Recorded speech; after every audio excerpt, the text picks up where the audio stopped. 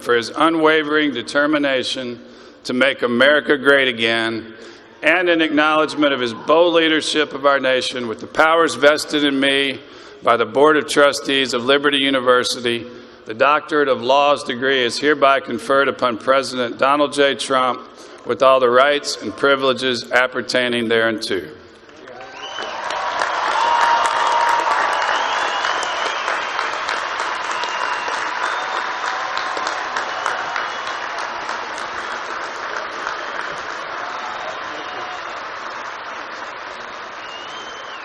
Now to deliver our 44th commencement address, join with me in welcoming back to Liberty University President Donald J. Trump.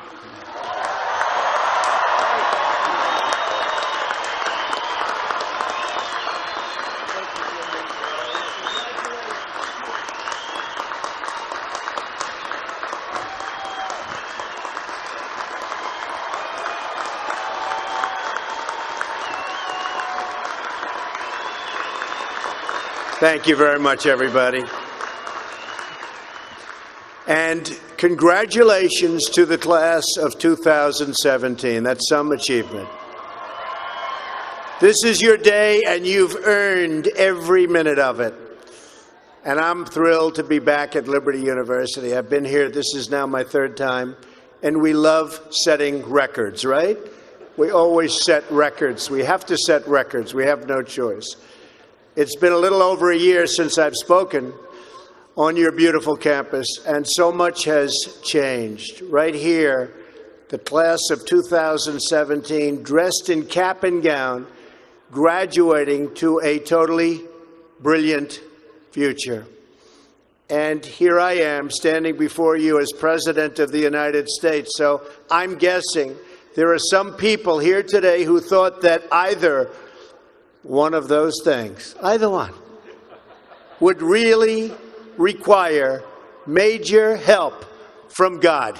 Do we agree? And we got it.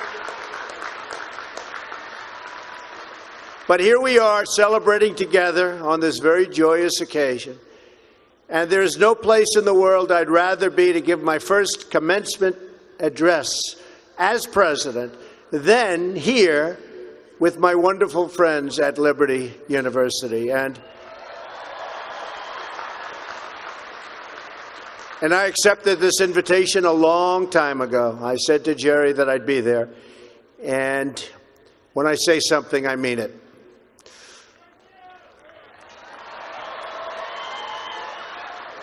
I want to thank President Jerry Falwell and his incredible wife, Becky. Stand up, Becky. For their kind words, their steadfast support, and their really wonderful friendship.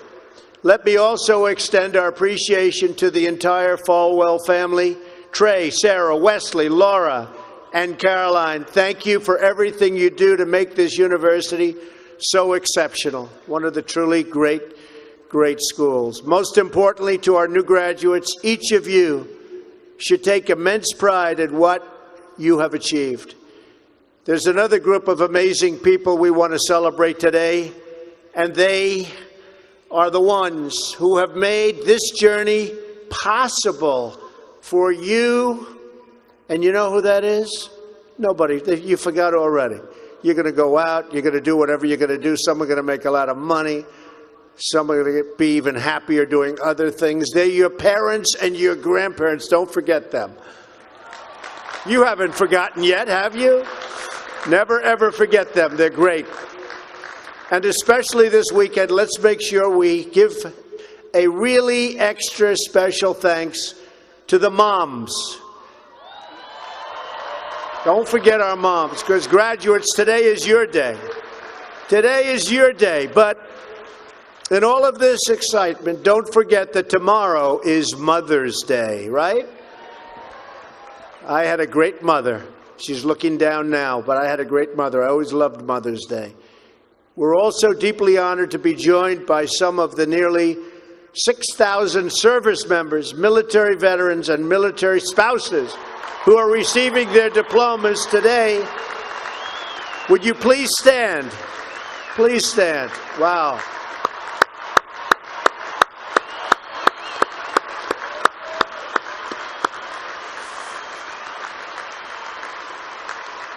That's great. Thank you very much. Great job. We're profoundly grateful to every single one of you who sacrificed to keep us safe and to protect God's precious gift of freedom. It is truly a testament to this university and to the values that you embrace that your graduating class includes so many patriots who have served our country in uniform. Thank you very much. To the class of 2017, today you end one chapter, but you are about to begin the greatest adventure of your life. Just think for a moment of how blessed you are to be here today at this great, great university, living in this amazing country, surrounded by people who you love and care about so much. Then ask yourself, with all of those blessings and all of the blessings that you've been given, what will you give back to this country and indeed to the world? What imprint will you leave in the sands of history? What will future Americans say we did in our brief time right here on earth? Did we take risks? Did we dare to defy expectations? Did we challenge accepted wisdom and take on established systems? I think I did, but we all did, and we're all doing it. Or did we just go along with convention, swim downstream so easily with the current, and just give in because it was the easy way, it was the traditional way, or it was the accepted way? Remember this: nothing worth doing ever, ever, ever came easy. Following your convictions means you must be willing to face criticism from those who lack the same courage to do what is right, and they know what is right, but they don't have the courage or the guts or the stamina to take it and to do it. It's called the road less traveled. I know that each of you will be a warrior for the truth, will be a warrior for our country and for your family. I know that each of you will do what is right, not what is the easy way, and that you will be true to yourself and your country and your beliefs. In my short time in Washington, I've seen firsthand how the system is broken. A small group of failed voices who think they know everything and understand everyone want to tell everybody else how to live and what to do and how to think. But you aren't going to let other people tell you what you believe, especially when you know that you're right.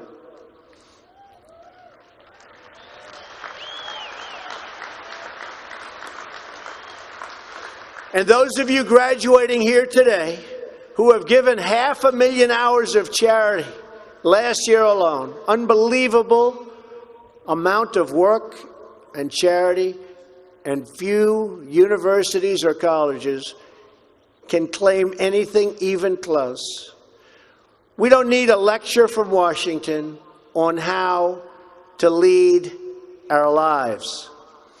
I'm standing here looking at the next generation of American leaders. There may very well be a president or two in our midst. Anybody think they're going to be president? Raise your hand.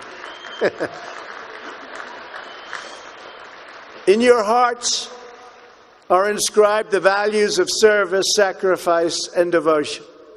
Now you must go forth into the world and turn your hopes and dreams into action.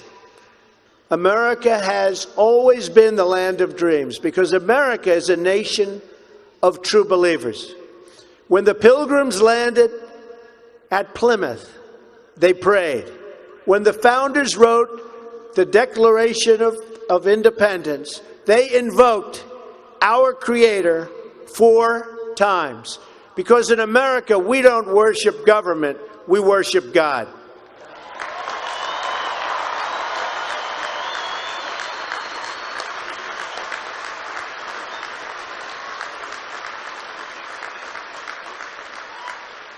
That is why our elected officials put their hands on the Bible and say, "So help me God," as they take the oath of office.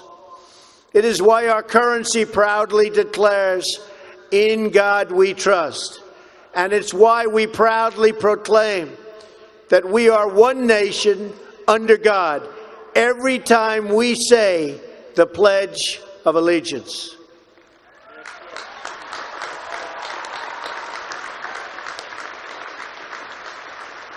The story of America is the story of an adventure that began with deep faith, big dreams, and humble beginnings. That is also the story of Liberty University.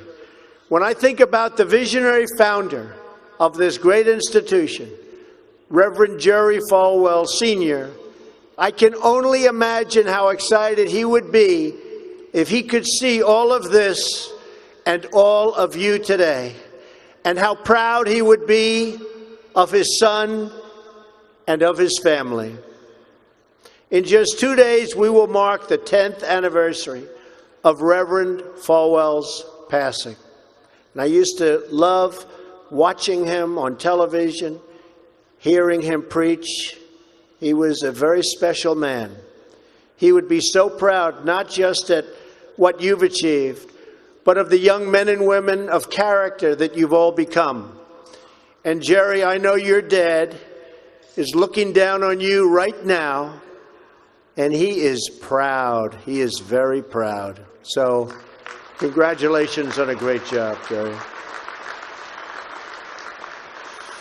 Reverend Falwell's life is a testament to the power of faith to change the world, the inspiring legacy that we see all around us in this great stadium. This is a beautiful stadium, and it is packed. I'm so happy about that. I said, how are you going to fill up a place like that? It is packed, Jerry. In this beautiful campus and in your smiling faces, but it all began with a vision. That vision was of a world-class university for evangelical Christians. And I want to thank you because, boy, did you come out and vote, those of you that are old enough. In other words, your parents. Boy, oh boy, you voted. You voted.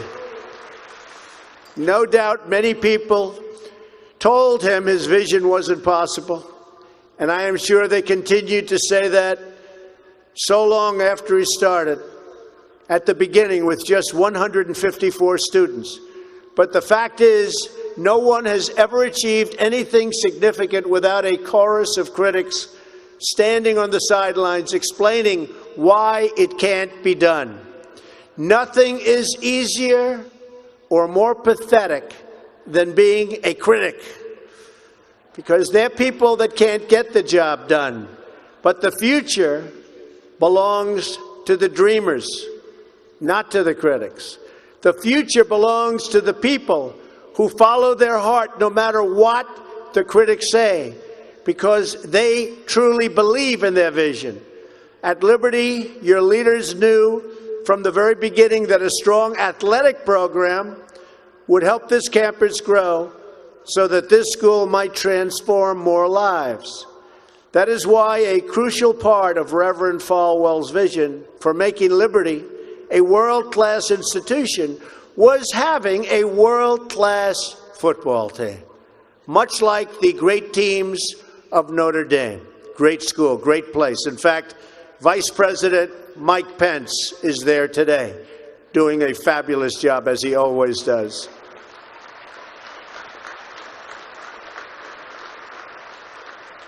A few years ago, the New York Times even wrote a story on the great ambitions of the Liberty Flames.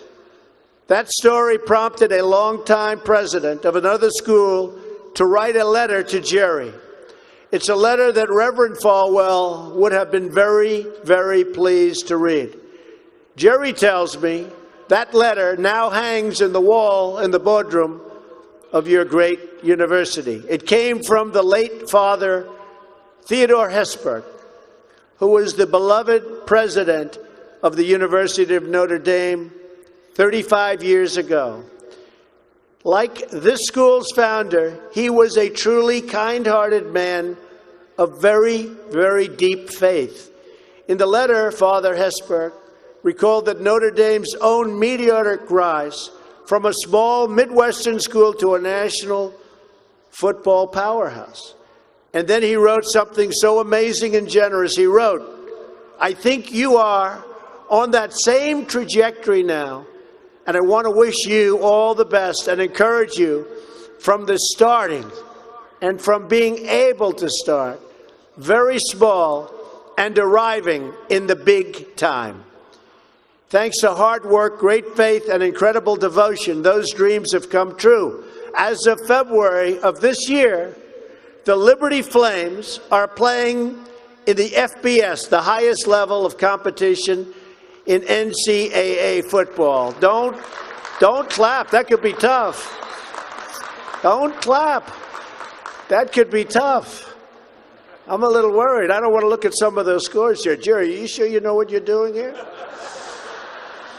Those other players are big and fast and strong, but I have a feeling you're going to do very well, right? From the most humble roots, you've become a powerhouse in both education and sports. And just wait until the world hears the football teams you'll be playing on your schedule starting next season. President Falwell gave me a list of some of those schools, the ones you're going to be playing 2018. Would you like me to read the names? Just came out. Would you like to hear them? I'm a little bit concerned. UMass, Virginia, Auburn. Jerry, are you sure you know what you're doing? Jerry, Auburn. I don't know about that, James. This could be trouble, Jerry. Rutgers, Old Dominion, Brigham Young, Army. I might be at that game. Who am I supposed to root for? Tell me. I don't know. That's a tough one, Jerry. I don't know, Jerry. I'm going to have to think about that one, Jerry. Buffalo, Troy, Virginia Tech. Oh, no, Jerry. Ole Miss. And Wake Forest. Those are really top schools. That's maybe in 4 or 5 years I'll come to a game, right? You'll build it up. Well, good luck. The success of your athletic program arriving on the big stage should be a reminder to every new graduate of just what you can achieve when you start small, pursue a big vision, and never, ever quit. You never quit. If I give you one message to hold in your hearts today, it's this: never, ever give up. There'll be times in your life you'll want to quit, you'll want to go home. You'll want to go home perhaps to that wonderful mother that's sitting back there watching you and say, "Mom, I can't do it. I can't do it."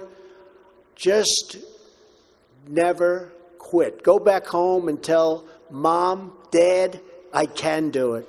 I can do it. I will do it. You're going to be successful. I've seen so many brilliant people. They gave up in life. They were totally brilliant. They were top of their class. They were the best students. They were the best of everything. They gave up. I've seen others who really didn't have that talent or that ability, and they're among the most successful people today in the world because they never quit and they never gave up. So just remember that. Never stop fighting for what you believe in and for the people who care about you. Carry yourself with dignity and pride. Demand the best from yourself and be totally unafraid to challenge entrenched interests and failed power structures. Does that sound familiar, by the way?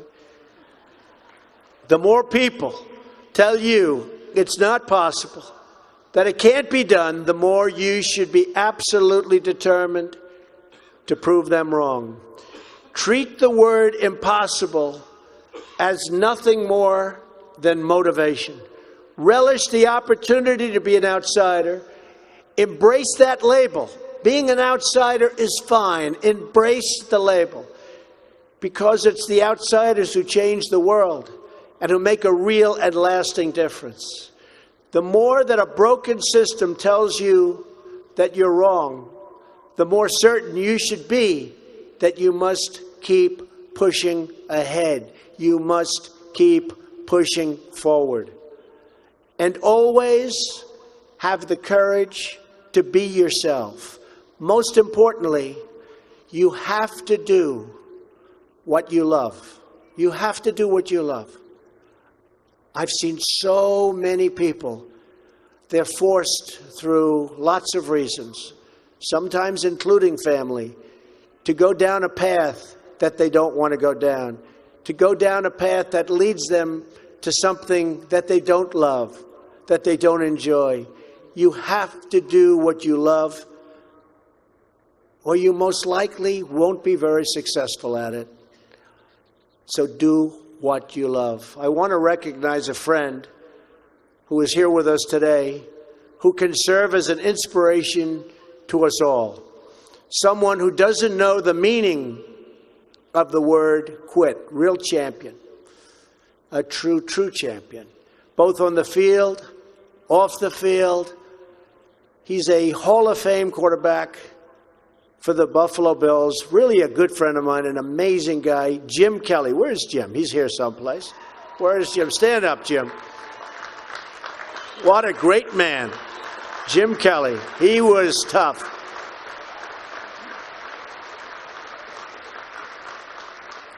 Jim, do you have any idea how much money you'd be making today?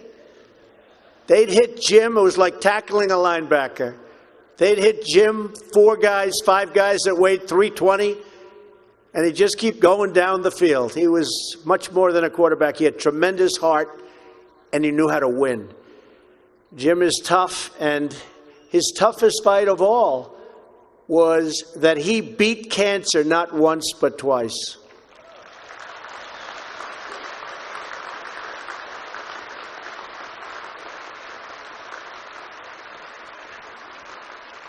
And I saw him and his incredible wife as they were in a very low moment. Jill, very, very low moment. And it was amazing the way they fought. It didn't look good. I would have said, maybe it's not going to happen. But there was always that hope because of Jim and Jim's heart. But I want to just say it's great to have you here today, Jim. And these people are big, big fans. And if you could get a young version of Jim Kelly, you'll be beating a lot of teams, Jerry. So, interestingly, though, I said, I wonder what Jim's doing here. His daughter, Erin, crosses the goal line to you and today with you. So, Erin, stand up. Where are you, Erin? Where is Erin? Congratulations, Erin. Congratulations. Graduating from Liberty. Great choice. Thank you. Liberty University is a place where they really have true champions. And you have a simple creed that you live by, to be really champions for Christ. Whether you're called to be a missionary overseas, to shepherd a church, or to be a leader in your community, you are living witness of the gospel message of faith, hope, and love. And I must tell you, I am so proud as your president to have helped you along over the past short period of time. I said I was going to do it, and Jerry, I did it. And a lot of people are very happy with what's taken place, especially last week. We did some very important signings. Right, James? Very important signings. America is better when people put their faith into action. As long as I am your president, no one is ever going to stop you from practicing your faith or from preaching what's in your heart.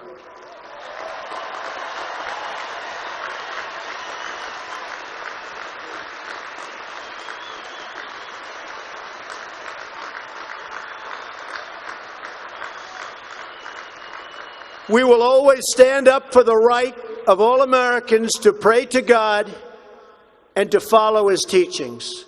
America is beginning a new chapter. Today, each of you begins a new chapter as well. When your story goes from here, it will be defined by your vision, your perseverance, and your grit. That's a word Jim Kelly knows very well, your grit.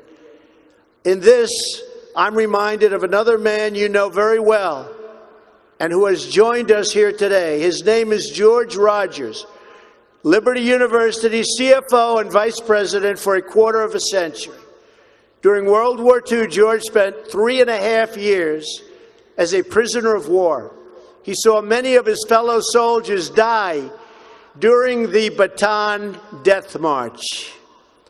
He was the victim of starvation and torture as a prisoner of war. When he was finally set free, he weighed just 85 pounds and was told he would not live past the age of 40. Today, George is 98 years old.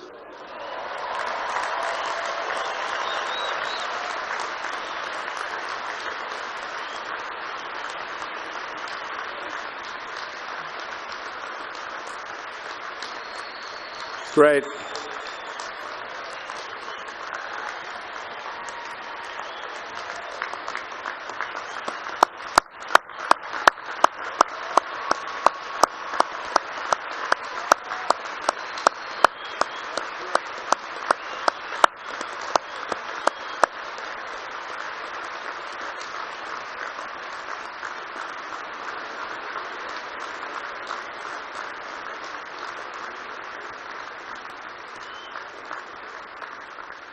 That's so great, George. If anyone ever had reason to quit, to give in to the bitterness and anger that we all face at some point, to lose hope in God's vision for his life, it was indeed George Rogers. But that's not what he did. He stood up for his country. He stood up for his community. He stood up for his family, and he defended civilization against a tide of barbarity, the kind of barbarity we're seeing today and we've been witnessing over the last number of years. And I just want to tell you, as your president, we are doing very, very well in countering it. So you just hang in there. Things are going along very, very well. You'll be hearing a lot about it next week from our generals. Things are going along very, very well. Through it all, he kept his faith in God, even in the darkest depths of despair. Like so many others of his generation, George came home to a nation full of optimism and pride and began to live out the American dream. He started a family.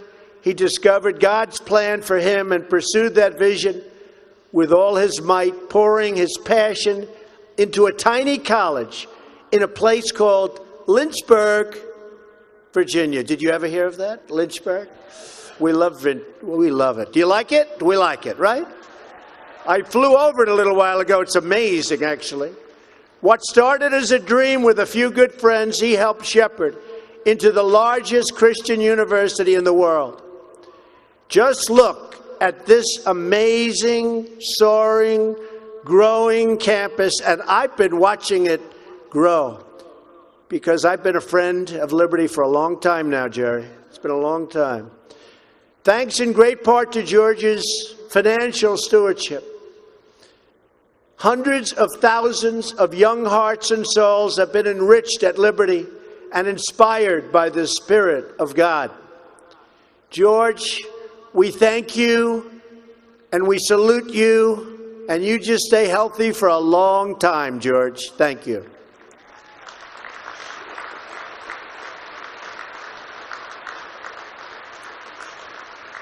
Now it falls on the shoulders of each of you here today to protect the freedom that patriots like George earned with their incredible sacrifice.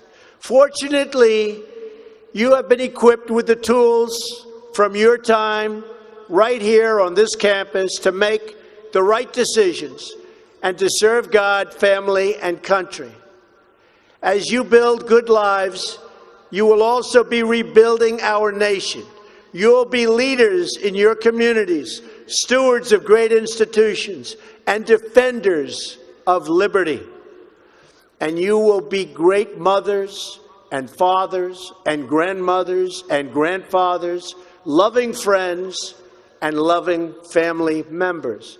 You will build a future where we have the courage to chase our dreams no matter what the cynics and the doubters have to say. You will have the confidence to speak the hopes in your hearts and to express the love that stirs your souls.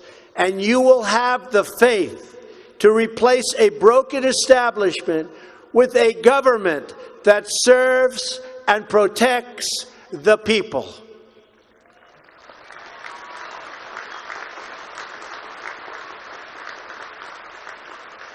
We must always remember that we share one home and one glorious destiny. Whether we are brown, black, or white, we all bleed the same red blood of patriots. We all salute the same great American flag. And we are all made by the same Almighty God. As long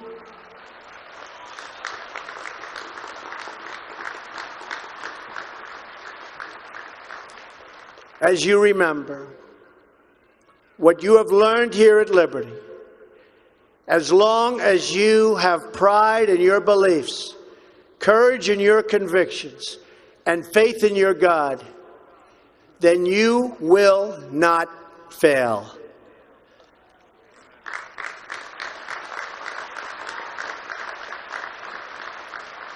And as long as America remains true to its values, loyal to its citizens, and devoted to its Creator,